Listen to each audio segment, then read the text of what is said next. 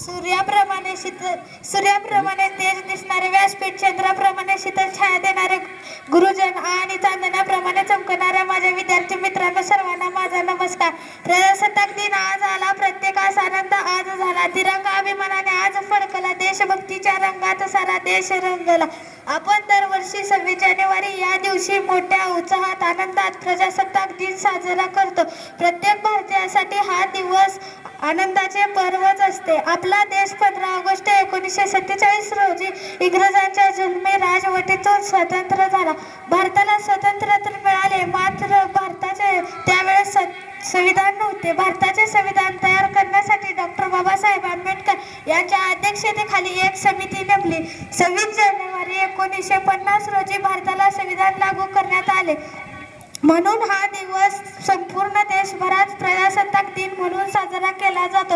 आपण भारताचा 77वा प्रजासत्ताक दिन साजरा करीत आहोत. संविधान हा भारताचा सर्वोच्च कायदा आहे. संविधानामुळे प्रत्येक भारतीयाला समान हक्क व समान अधिकार मिळाले.